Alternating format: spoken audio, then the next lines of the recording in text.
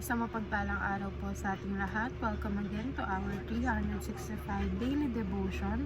Our topic for today is Continuity, Legacy of Faith Through Generations. And our scripture for today is 2 Timothy chapter 1 verse 5.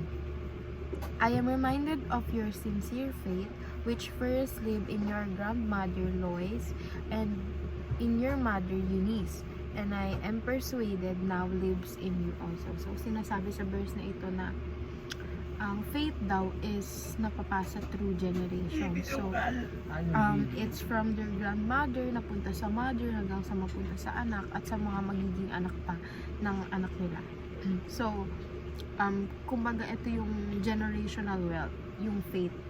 So, our first teaching is faith in Christ is the most valuable inheritance. So, ang sinasabi dito na ang pinakamahalaga daw na maipapamana mo sa mga magiging anak mo sa future is ang pananampalataya nila sa Panginoon. Kasi lahat ng mga bagay na yan, lahat ng mga makamundo bagay, material things, mga pera, kayamanan, and all, hindi mo naman yan madadala sa langit or sa lupa. So, ang madadala mo is yung faith mo.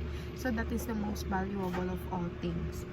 Second, the legacy of faith is a seed of full potential. Diba ang buto, yung pagkakaroon ng pananampalataya na napapasok sa generation to generation is para siyang buto na full of potential. Kasi kapag bumunga siya, it can be a forest. So, ibig sabihin, kung ang anak mo, naturuan mo siya na magkaroon ng pananampalataya sa Diyos at malalim na relasyon sa Diyos, ganon din siya sa mga magiging anak niya pa in the future, hanggang sa mapasa yung faith sa family niyo. And third, how we shape our family culture shapes the future. So ngayon, kung ano yung nakakasanayan natin, ayun yung nagdidikta ng future natin. So for example, nakasanayan mo na lumaki ka sa religious family, ayun yung makakasanayan mo na ayun din yung mapapamana mo sa mga anak mo.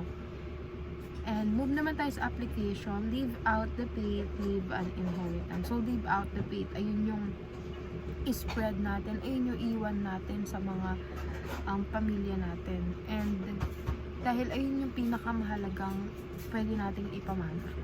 Second, the legacy of faith is a seed of full of potential. So, imagine kung gaano kadami yung people na maakay mo kung ikaw nasa culture mo na magkaroon ng pananampalataya, nasa culture mo na papurihan ng Panginoon, di ba?